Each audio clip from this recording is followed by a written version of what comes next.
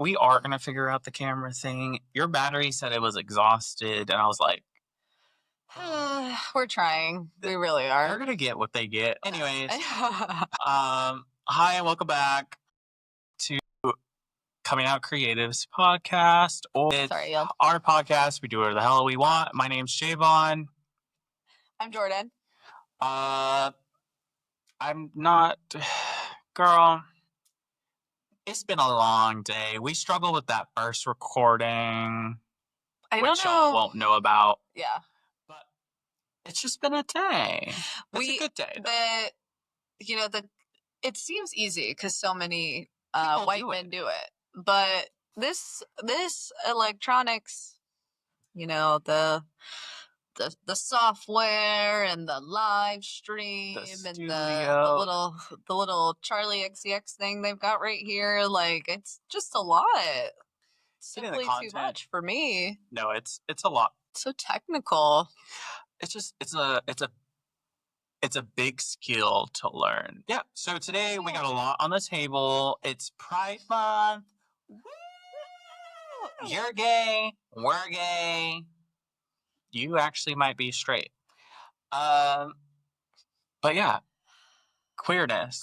Sexuality. Obscenity.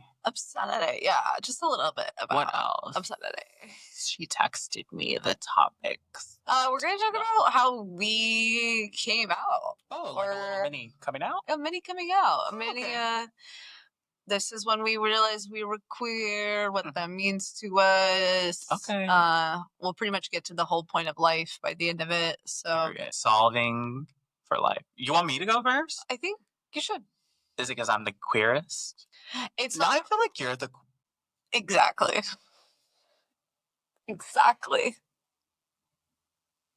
That's a good question. I really don't know who's queer. No, you can just go first because I feel like yours was a little bit more turbulent, and I never fully was just like, here I am, I'm gay. It was just kind of like, yeah, the girl's obviously gay. Okay. For me, I've always known. I never really came... Well, that's a lie. I feel like you will always come out regardless when you are a LGBTQ or queer individual. We're just going to use queer. When you're a queer individual, I feel like you're always going to come out for the rest of your life, no matter what. Yeah. Do you feel that way?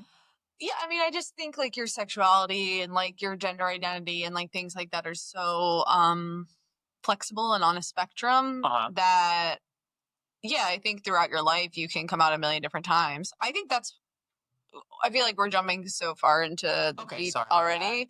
No, but I do agree that I don't think gay people should have to be coming out constantly. We think that there's constant evolving with queerness and personhood, I guess. Yeah. And your identity. Well, for me, I had a crush on... Name drop, probably bleep. I had a crush on him in middle school, and I guess I wrote him a note? Question mark? That sounds right. I love writing notes. We was writing notes back then a lot. I write notes. Yeah. I even wrote Thomas a note. You'd have whole notebooks with friends. Yeah. Remember? And you just pass them back and forth. Yeah. Yeah, I had those with 5 people. But yeah, so I wrote a note.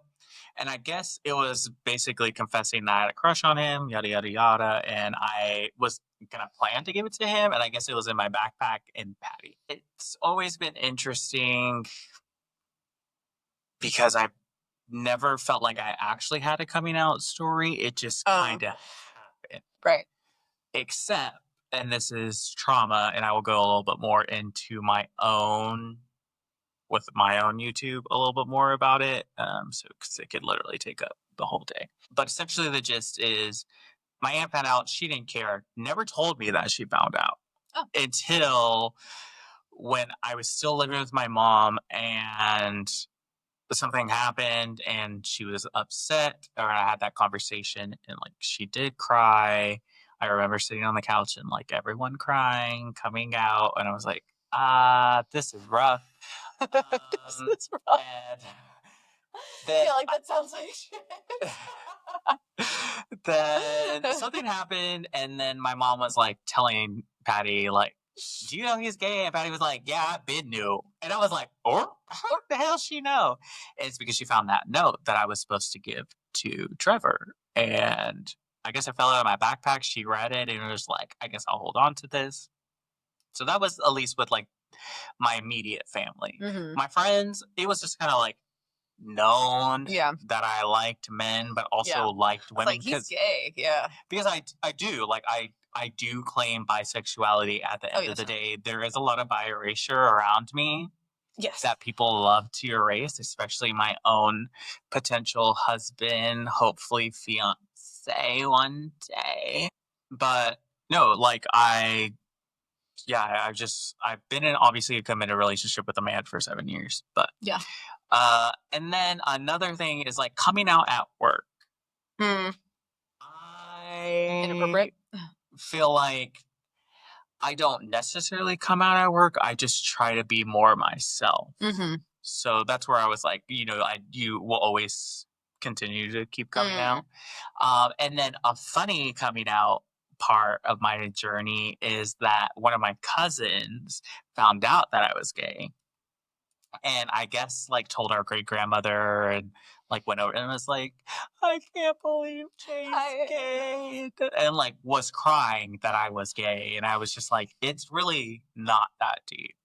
And like then it was like a taboo. Like I really was like the first one in my family that was like, yeah, I'm gay. Like I don't care. I have another cousin who was like my own guru, I guess, because he was like, oh, he's gay and the family doesn't care. I know they know, but it wasn't talked about. But me, I was like, no, we're gonna talk about it.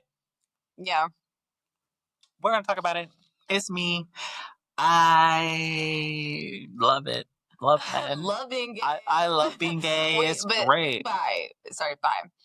There is so much not only by erasure but this like the villainousness of bisexual people, because the greediness. Yes, I know, that's so bad. Literally illustrated like these people who are like, we need everything, and it's not the case. It's just I understand that part of me is still attracted to women, and if I was given the opportunity and was not in the situation of me being in a committed relationship with my man. Wow, I really want to use that word today. Dropping hints. It's like Kim Kardashian. I'm dropping hints that I'm single. I'm single. I'm ready for marriage. But damn, this ADHD girl is bad. Yeah, it's bad today. It's bad today. But even though you're gonna marry a man, you're bi. I still love women. Yeah. I love a woman. Like a woman. Yeah. It's just like we talked about in the other episode about Mother's Day, like women are powerful. Yeah. That literally is, I just think it's just beautiful. No, you're just attracted to what's up. To WhatsApp? To what's up. Like what's popping in the room. What is there to look at? What is there to see? Well, I mean, I think also I love an androgynous look too. So that's where I get conflicted. Ooh, I was about to go into a deeper topic, but what? I was going to talk about my attraction or understanding my attraction to trans men or trans women. Okay. Because that's something I never thought that I would potentially be attracted to. And that is going back to the Catholic shame, Catholic guilt, and not understanding sexuality and how it presents and desires and interests. Yeah. Well, I have this bisexuality where I'm interested in femme boys and masc women. So, or really femme women. So in general, femme on both sides. But I do kind of love like a teddy bear sometimes too. I don't think I like femme. You're not a femme? I don't want like a twink, but I want like a little, like, you know, the TikToker Levy and William, the couple, she's got red hair. He looks like a twink. Well, that seems like a queer relationship that's hetero, you know? Mm-hmm. So, like, kind of like that vibe is sort of the guy I like. But that type of guy can also be in a masculine, like, hairy chest vibe. Presented. Yeah, like, presentation? Yeah, dad bod vibe, you know, like. Mm-hmm, mm-hmm. So I don't know. I guess I don't just like those two things that I said. I guess there's more than. Well, that's what I'm saying. Like sexuality, desire, interest. It for me has evolved from my initial, like me coming out and being like, oh, I like men, and then it's like, well, I'm also attracted to trans men, or I like women. I'm also attracted to trans women, like to an extent. Yeah.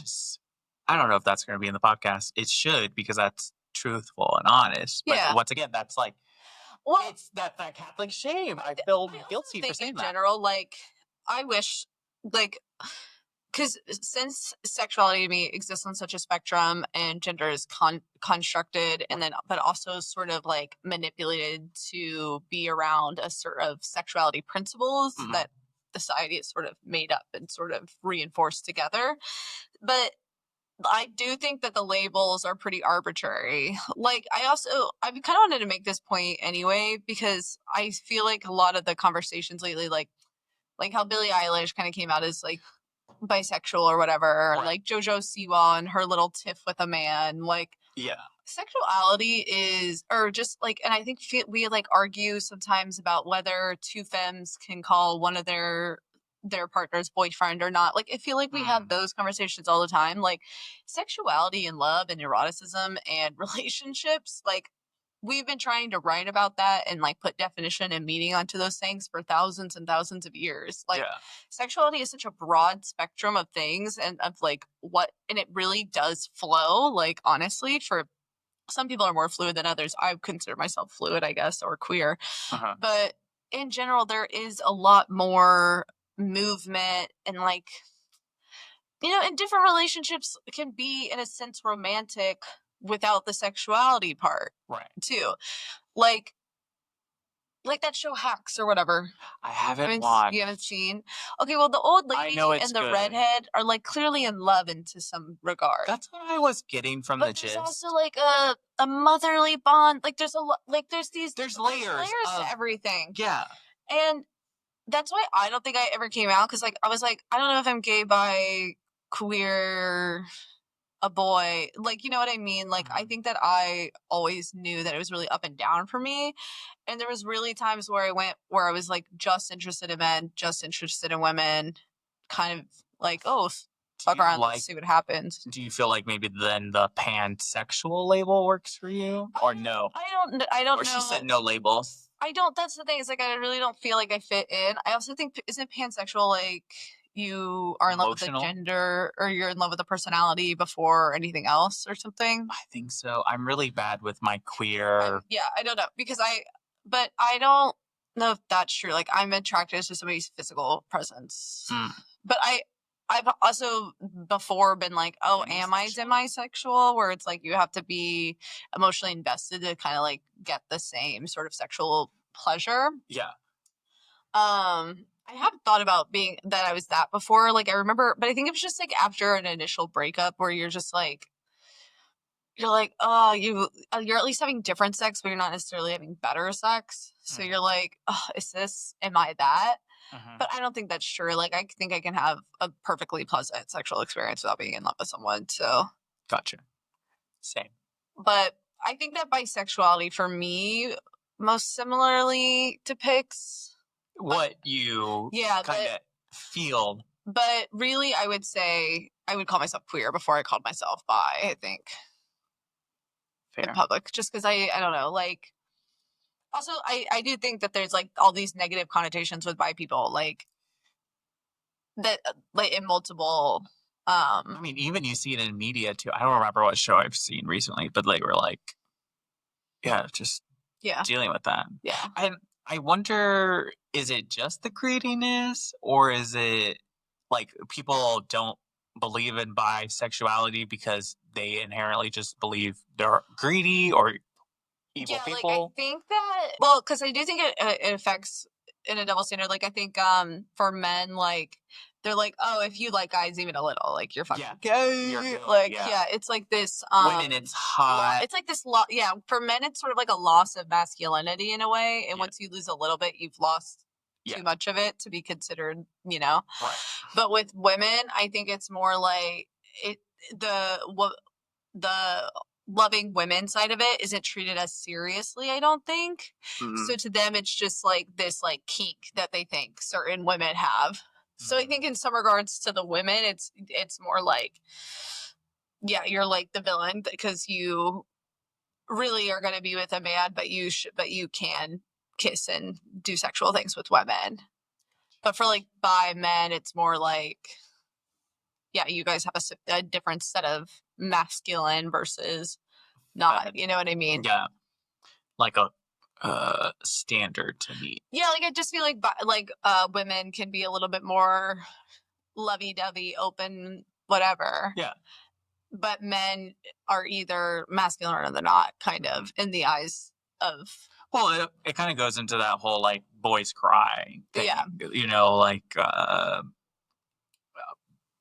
men not being able to even just have, like, that emotional depth with their friends. Yeah. And, you know, all they talk about is, like, sports kind of stuff and not, like, the real life. Yeah, the male loneliness epidemic. Yeah. Is that real? What? The male loneliness pandemic? No, I think so. I don't really have, well... I do think it's a bed of their own making. I don't really know anyone personally that's dealing with it, but I have heard or seen, at least online, people where I could maybe identify they're going through that. Well, isn't it like Inslo are lonely? Yeah, there's that Netflix show. What? I'm going to ask our assistant to Google it. It has to do with incels on Netflix. Adolescents? Adolescents, yeah. Yeah. That. I never watched it, but... Okay, the thing is like, I do think that the male mental health for men is like, I do agree that that's a problem and that the male suicide rate is pretty high. However, I don't know, like, it is really a situation of their own making. Like, I do think that, like, this whole masculinity thing is, like, let me see where I'm going here. Are you trying to, well, do you feel like it's because of the environment they grew up with and the standards that they are needing to meet, and it also kind of depends on their parents as well? Because I feel like no, because I think today it's really easy to be kind of swayed one way or the other too. Like, I just feel like there's so much like alpha male bullshit ass content out there for them to... Andrew Tates and all that. Yeah, the Andrew Tates, the Joe Rogans, the anything. The Barstool. Yeah. That took feminism back like 20 years. I hate that it evolved into what it is now. Granted, it was still like that from the very beginning, but it wasn't... But it was like that from the very beginning as like hee hee ha ha, but then as they grew, so did their influence and power, and their hee hee ha ha turned into chicks in the office or whatever fucking bullshit that is. Like, I have no idea. Him supporting Donald Trump and fucking misogynistic ass president. Like, but I don't think the male loneliness pandemic is real, because I'm like, well, maybe it's just like the dating in particular, so like the dating scene. I think that all of us are kind of in a place where obviously people needed to do the online dating during COVID. Like, it was already sort of happening or whatever, but it was really like, you kind of did it on the side, like to meet people. Like in college, we did it to go to parties. You do it just like pop around wherever you are. Yeah. But then the pandemic hit, and it kind of became like so many weddings, and people I know who are in long-term relationships met during the pandemic at the time, on an app. But now I feel like people are exhausted by them, but also people never really got over the COVID awkwardness, and people are not interacting in bars and stuff the way that we once did. Yeah. And so I do think that there's like this like friction right now and like a real big divide between men and women. Like I don't remember there being, or even younger and older generations. Yeah, I don't remember there being this much conflict or this much like, oh my fucking God, like what are these guys not understanding? You know what I mean? Yeah. Like I'm feeling a lot more like that nowadays. Like even just looking, I think there's this girl on TikTok who does these like Hinge profiles where she just goes and circle things that are like contradictory. And it'll be like 40, it'll be like 40 years old. And then it's like, don't know my dating goals. Don't know what I want. Yeah. You're like, you've been here You're how 40 long? years old. You don't know you're one out of your fucking life, out of a relationship, out of a woman. To have some idea. I think it's also crazy that people, and this has to do with also just being online in general, is that people have gotten so comfortable with just saying anything. Yeah. Oh, she got a point. Shame. Bring back shame. So, sorry. So, I'm so sorry I interrupted you. I meant to talk about this in our Mother's Day episode, but the Suffolk County here in New York, they just posted like a billboard of 10 of these guys who own child support. And we're calling them deadbeat dads. And we're placing their photos next to the debt owed. And I'm pretty sure how many kids they have or what, or the age of the child. That's messy. Yes. I love it. Yes. They say they gotta get their money. That is, because if you guys want to pass abortion laws, sure. Right. But we're going to pass a child support law. Yeah. But I will be not just the only one financially. If it's going to take two to tango, like y'all say, it's going to take two to tango for the rest of that goddamn life. Mandatory child support. And mandatory shame. We need to be shaming people more. No. Maybe we should just do that. Maybe we should do one episode where we just talk about all the bad fucking comments we've gotten. Literally today. Yeah, that guy. You still want a girl who's ran through? That's what I'm saying. Like, people literally feel like they have the right to just say whatever they want. And it's like, let's think. Like, the people coming for me about the Pope thing, I'm like, I know, once again, initial reactions, but like, why are you trying to tell me how to live? How to feel, how to feel, and you're judging me for a comment I made that I then went and said, oops, my bad. He meant this. Oh, okay, I understand. It's like, I'm willing to accept that. Like, why do people think they can just say whatever they want? I would like to talk about a topic that seems kind of out there. I got it. Teens. It made you giggle, huh? It made you laugh, though. Right. It made me cringe. And that's fine. That's fine. It moved you, is what I heard. It moved you. Thank you. You hated it. We're moving people. You were afraid. You were moved. Teenagers should have access to sexual materials and sexual information and sexual media. Well, yeah. And by children, I mean, well, actually, I'm not going to give an age. She said teenagers. Then she went to children. Oh, I meant teenagers. Yeah, I know. I just was making sure that 8-year-olds, I guess, whatever. Honestly, nowadays, once again, if your child has a phone, yeah, and they have access to the internet, and it's literally you ain't got no parental guidelines, they looking up everything. My friend has she's a doctorate in, I think it's human sexuality education, and in her book, she has this book essentially like the sexual development of ages like 0 through 21, and I believe by like 4 or 5 kids start taking an interest in where babies come from, and especially so when they have siblings. Yeah, when like they come out and whatnot. Yeah, no, there's like a general. It's a curiosity. Yeah, and you literally, and from the ages of like 3, you can start getting like sexual accentuations or sensations. I guess. Well, that also has to do with like how children interact with like. The doll example is always used, like I'm having them play together, mommy, daddy. Yeah. And like they can understand. I'm not a child psychologist, but from the little that I do know, like even just that, like they get the roles. Yeah. Well, there's also like a touch, like an intimacy with children from an early age as well. Like even like baths and like physical, like physical hugging, kissing, caring, like there's kind of an intimacy, not in a sexual way, but in a physical intimacy sense that they begin to have interest in their bodies and those things at a very, very young age. Yeah.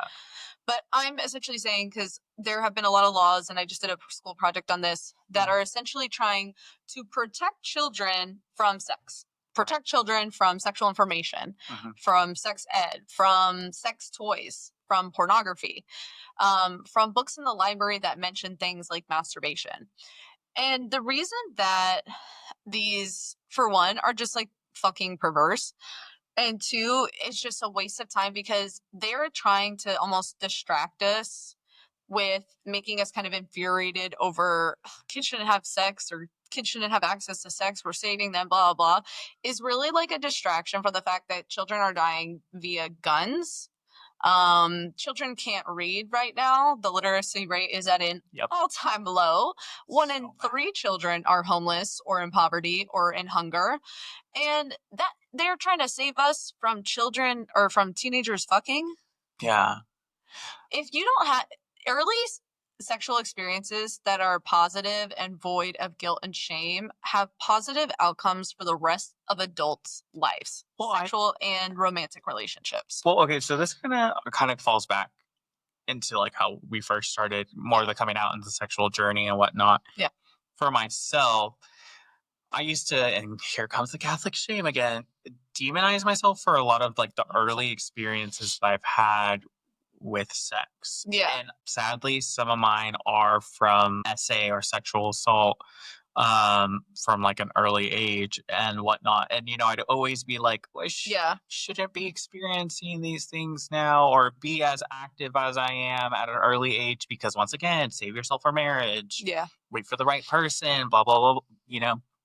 And as that evolved, you know, that I would beat myself up, especially in college, like when I was the most active, and I would just like beat myself up because, you know, I was like, well, like, why can't I express myself or whatever? I lost the fucking thought. Oh my God, babe. Okay, wait, you used to feel guilty about having so much sex, or because your early sexual experience were like dangerous, or like they were dangerous, but like essentially my mindset change of how I felt about sexual activity in general, whether I was doing it, other people were doing it, or if I was like viewing it in media and whatnot. Like I really had to like remove myself from that Catholic shame, that Catholic guilt. But I would have not got there as fast as I did if those things didn't occur, because it gave me the experiences and the knowledge of like how to deal with and to tie back to like that's why they should have it. There's something that I'm thinking of, and I'm wondering if this ties together because I'm picking up what you're putting down. Something that I always remember out of Euphoria season 1 is when Jules goes and she has that sexual experience with that much older guy at like a sketchy hotel. That is the kind of stuff that happens when you're nowhere you can talk about your sexuality safety, talk about what's normal, where you see, especially if you are in a household where you don't see normal sexual or romantic relationships, like you can't read about it, you can't see it on porn, you can't so Jules goes, in theory, I think obviously this wasn't the premise of the whole show, but I think it would have been really impactful to almost see like, that is the type of sexual scenario you can have when you live in ignorance about sex and relationships and power dynamics and consent. I'm glad you were able to pick up what I was putting down. That's exactly what I was trying to get at. Because those kind of those dangerous, or almost like when you suppress and then you binge a lot, where you like hook up with a lot of people at once, that kind of that vibe happens because we don't have regulated relationships with sex and sexual health. Literally what I was trying to get at is that like if I was given the tools and actually taught how to take care of really my own body, I would have maybe not put myself in some sketchy situations like I did. I would have respected myself a little bit more. And that's, as you're talking about all these laws like being, you know, come up with or trying to be passed, like that is going to be the result. More people are going to find themselves in harmful situations. Yeah. No, sexual assault will rise because even the implementation of sexual health education has like a decrease on intimate partner violence, like possibilities. So like 100%, any further suppression of sexuality and a disengagement with information such as consent, which is something that I think South Carolina or possibly, I'm not sure, some sort of senator has gone after as well. Like, that, I mean, it's 1 + fucking 1 in that situation. Like, obviously this is going to happen, and not even, and I'm not saying that it's like the system's fault for a single instances of sexual assault, but most violence happens like, under severe socioeconomic distress. The same happens with sexual assault, especially when both parties are uneducated about their sexual rights, autonomy, sexual health, etc. Well, I've encountered a lot of people who maybe when they talk about their experiences, didn't realize that they were being sexually assaulted. And, and that's has to do once again with having, when you go into a sexual activity with anyone, you're trying to, especially early on, you're trying to like please them. Yeah, there's like a sense of performance aspect or whatever. Too. Yeah.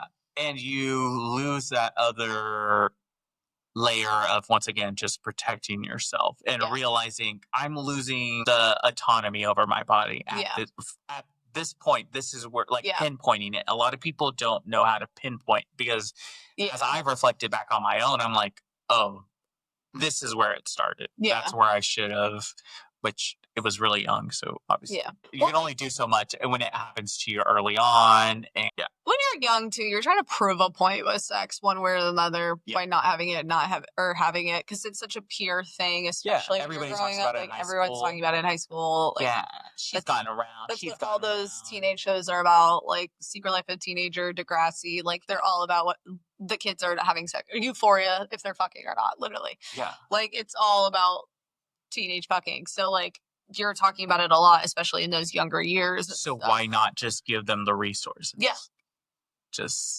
No, I honestly think it's a distraction. They're trying to say that they're saving children, but they're literally not saving children. If they were saving children, they would have, we wouldn't be having mass shootings. Those shooters would be taken seriously, like they're taking fucking Luigi as terrorists. Or Rodney Hinton. Yeah. Right? That's the dad. That's his name. Right? I believe so, yeah. Rodney Hinton. Yeah. To kind of go back to with this, I think we were talking about the incels and male loneliness and just sexuality in general. I think that also plays into how given tools taught your body autonomy and living your true self. Because I think when parents are a little bit more hands off with their children and let them express themselves however they want, if a boy wants to wear a crown or, wear a dress or put some makeup on like mom does, like those are those pivotal moments of showing them that it's okay to be different. And then if that's not taught, or if at least given to them in a safe space. What is the fucking word? Presented as, or makes a container a safe container. Yeah, you get the gist. Yeah. Making it a safe authenticity. Yeah. Like when you allow those moments to happen. That is, like, if that doesn't occur, that does lead to that male loneliness. That does lead to the bullying of other queer people. Yeah. Because a lot of people who used to bully me for being queer and so open with my wanted to slice themselves, or nowadays are gay. That's the thing too. Like I really, it's so funny to me. Nobody talks more about gay people than gay people. Yes. Like if you genuinely think that homosexuality is something that you have to that we as a society and as an individual have to constantly combat, it is because you are literally combating it internally. Right. 1000%. Because I don't think about I don't think about straight people. No. At all. They have no culture. Other people have sex with. This is to not say I hate the straights. Just saying. There's a difference when you're queer. There's a sense of community. There's a language you understand. There's something. Straight people, I see it all the time. It's on TV. It's been on TV for the longest amount of time. They want everyone to be hetero, and they want everyone to just be what they were born with, girl, boy, and because we are so much easier to control if we're all exactly fucking alike, and if we all look alike, and if we all think alike, and if we all do the same things, and blah blah blah blah. We are so much easier to grind through the meat grinder when we're like, yeah, we have to get married and then spend a lot of money in the marriage. Then we have to produce 2 little labor consumers, and then we have to it's so much easier to control that type of population where everybody is doing the same thing at the same fucking timeline at all times than it is to have childless, queer, transsexual people who are constantly pushing the envelope of conformity. Right. So, yeah, it's a lot easier to be, or it's not easier to be, but it's a lot easier for them if we're cisgender hetero people. Well, that kind of also plays into the whole, I can bring up the topic of how now there's the trans band in the military again. They're not strong enough for the military, but they're too strong for sports. So, yeah, I mean, you're never going to have, I mean, I obviously think that if a trans person wants to be in the military, they should 100% have the right to do so. Yeah. Honestly, if they don't fucking, they're not fighting, they're actively trying to kill and deprive these people of work and housing and rights and things like that, and recreational activities such as sports. Yeah. So this country is not worth dying for. No. Honestly, for gay people and trans people, your rights are absolutely always on the table. Are always on the table. Your body, your sexuality, your autonomy. If you're queer, trans, or a woman, or anything or doesn't matter. Anything. Your rights and your autonomy is consistently on the table, on the chopping block. I would absolutely, they are the last people who should have to be dying for this fucking country. Yeah, I agree. So, obviously, I mean, I feel the exact same way. That, too, is a waste of time. They're here, hate transsexuals, don't hate the rich that are running the country. Literally. Hate trans women. Yeah. Well, I mean, that also, I'm just not a big fan of the military complex that America has. But that's even the same thing for, my sister, for a second. She's like, well, maybe I'll go into the military. I said, no, girl. Our ancestors gave too much for this country for us to be dying for whatever it is right now. Because it's just not, not worth it. And honestly... And I don't know what the percentage is, and I would bet that the percentage is probably skewed. But I also would guess that there is a lot of people from poverty that are in the military. Because of the whole GI Bill and the promises are being made. And from firsthand, even just dealing with patients, the care veterans get is not good care. No. The reason they don't care is because they're poor people. The VAs are so bad. They need so much reform. They need a lot of resources. If we're dealing with a shortage of nurses and doctors within our own hospitals, of course we're dealing with that also in our veteran affairs as well. And, it's always so funny that the MAGA people think that he's for veterans. And I don't know too much that he has helped for veterans, but he really ain't pushing that agenda because he's focused on all these other topics. No, he hasn't. He's a draft dodger. He's a piece of they're literally gonna come knock on our door. I know. But the thing is especially in places like Texas, the military is a lot more present. So it's really kind of a subliminal thing. If you have nowhere else to go, come to the military and you'll get this check and this benefit and blah, blah, blah. Yeah. But if you actually get fucking hurt and disabled, we're going to leave you on the street and to die. Yeah. That's the thing. Because literally, majority of the time when I see a lot of homeless people, they're either one from educational debt or a veteran. Yeah. Or just debt in general. That debt medical in America debt, really does medical debt. Bankruptcy debt, yeah. But yeah, it's usually a veteran, and it's always like, I'm a veteran. I don't have a leg because I lost it at X, Y, and Z. Yeah, protecting your freedom. And then they're here on the street, and it's like, our government doesn't care. They love to pretend they do, and the people who support Orange. Yeah. Yeah, you think just because you say thank you for your service to some guy on a plane, you're a fucking patriot or you're supporting those people? No.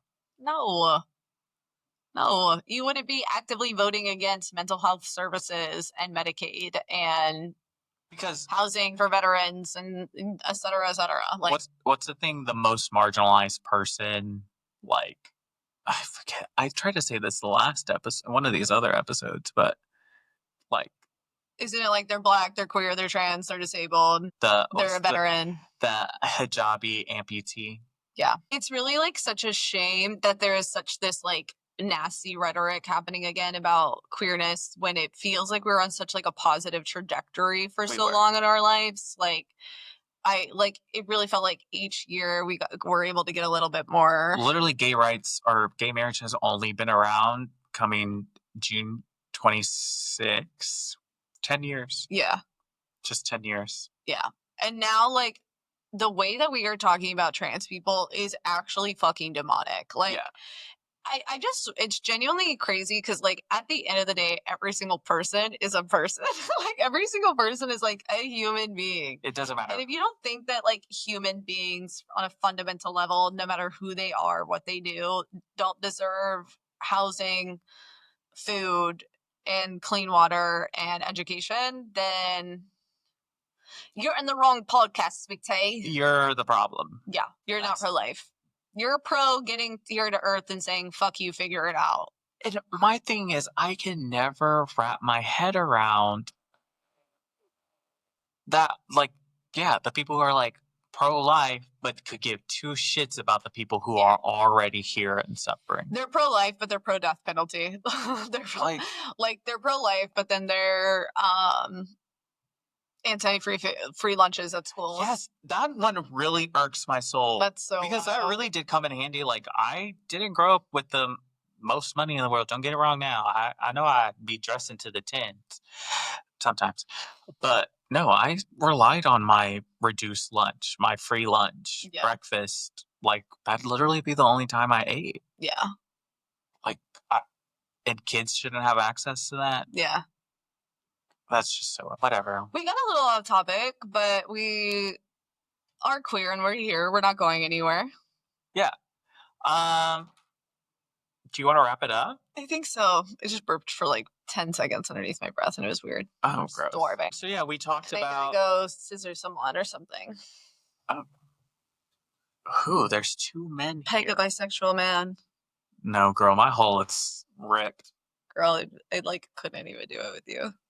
Oh, wow. It's like now it's been too long since we've kissed or anything. Intimacy dead.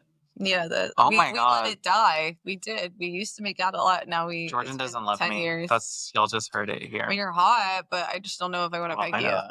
Wow. It's because of Thomas, right? If I was single, it'd be different. No. Wow. It's the intimacy thing, like I said. If you don't use it, you lose it. Wow. I just got dumped. Damn. Anyways, we talked about queerness coming out, obscenity, and politics. Sadly, it's always going to be in here. But yeah, let us know your coming out stories in the comments below if you want. If you have questions about coming out, let us know. It does get better. It does, to an extent. You become more comfortable. Yeah. Essentially. That's it. Yeah, the performance changes. So yeah, my name's Jayvon. I'm Jordan. This is Coming Out Creatives. Thank you again for coming here, joining us. Find us on Instagram and TikTok and YouTube at Coming Out Creatives. And our ads will also be below for our separate channels. Ayo. Love you. See ya. Adios. Bye. Ciao, ciao, ciao. Ah! These are hurting my ears.